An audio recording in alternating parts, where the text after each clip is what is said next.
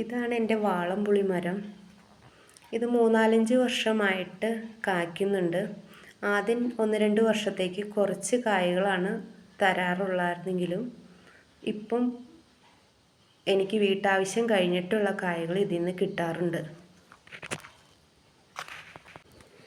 ഇതിൻ്റെ ഇല മുതൽ കായും കുരുവും എല്ലാം നമുക്ക് ഉപയോഗപ്രദമാണ്.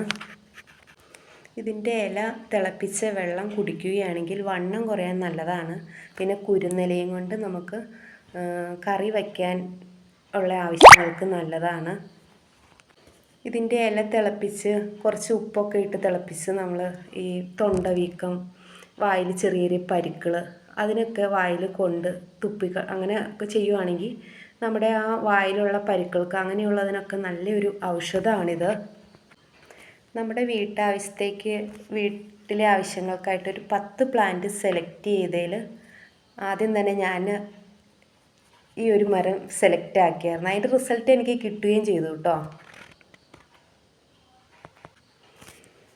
പിന്നെ കായ ഉണ്ടായി കഴിഞ്ഞിട്ടുണ്ടെങ്കിൽ വീടിനോട് ചേർന്ന് നിൽക്കുന്നത് കൊണ്ട് എനിക്ക് വാർക്കമോളിൽ നിന്നുകൊണ്ട് തന്നെ ഇങ്ങനെ പുളി പറിച്ചെടുക്കാൻ സാധിക്കുന്നുണ്ട്. കൂടുതലും ഇങ്ങനെ ഞാൻ പറിച്ചെടുക്കാറാണ്. പിന്നെ കുറച്ചൊക്കെ കിളികൾ താഴേക്ക് കൊത്തിയിടും. ഇപ്പോൾ കൂടുതലായിട്ട് ഇതിൻ്റെ കായ തിന്നാൻ എന്ത് കിളിയാണെന്ന് അറിയില്ല, കൂടുതലും അത് കഴിക്കുന്നുണ്ട് വന്ന്, എന്നിട്ട് കൊത്തി താഴേക്ക് ഇടുന്നുണ്ട്. അപ്പോൾ ഇപ്പോഴത്തെ ഈ ഒരു ഇതിൽ നമുക്ക് കിളി കഴിച്ചതൊന്നും എടുക്കാൻ കൊള്ളില്ലല്ലോ.